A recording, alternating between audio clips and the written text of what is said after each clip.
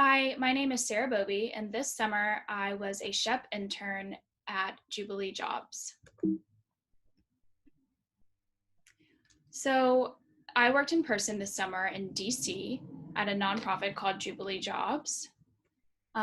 Jubilee Jobs' main goal is to provide thoughtful market level job placements, otherwise known as entry level or minimum wage jobs.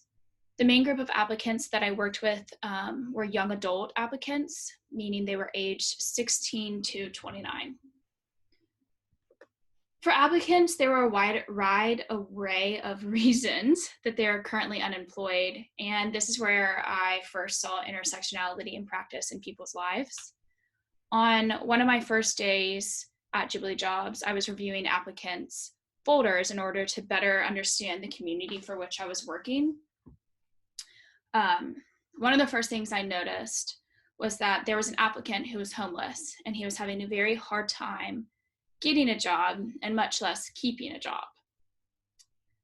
This is because his homelessness led to an unstable environment, meaning his living conditions were unstable. He didn't have a set address to give an employer, but also because he didn't have an address to give an employer and because he didn't have a stable income, he also had an unreliable phone address because he couldn't afford to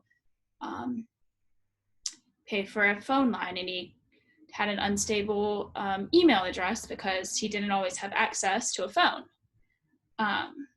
So immediately when I got to Jubilee Jobs, I was introduced to a real life experience with intersectionality immediately as the summer began. While I saw intersectional struggles this summer, I was also able to work with an intersectional approach to alleviating poverty. Jubilee Jobs strictly focuses on job placements, but we also have ties with other community organizations. And one of those organizations is called the Samaritan Inn. The Samaritan Inn is a sober living housing unit. And so the Samaritan Inn provides a stable home situation for applicants as well as support for staying clean and sober. And so by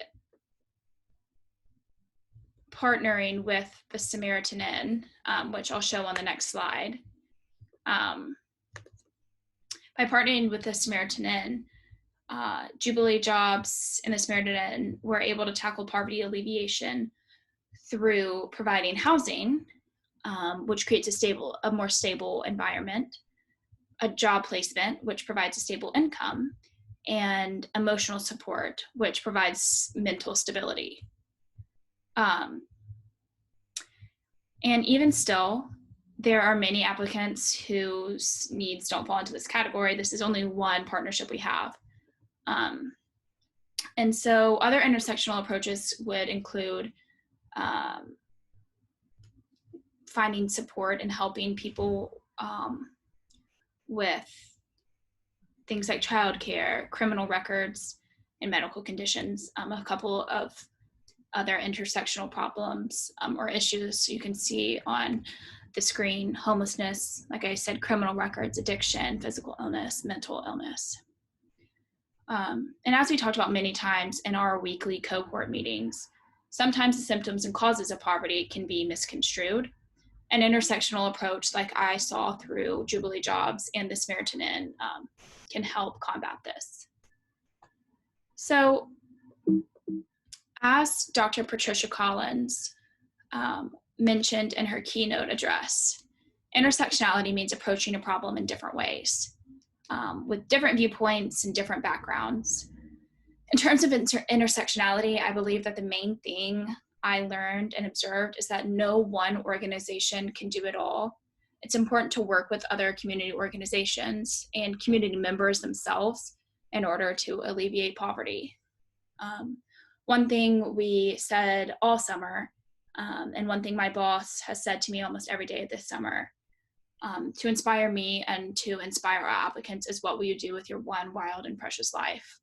And that is something that I think about often and that I have taken away from this summer. Thanks for listening.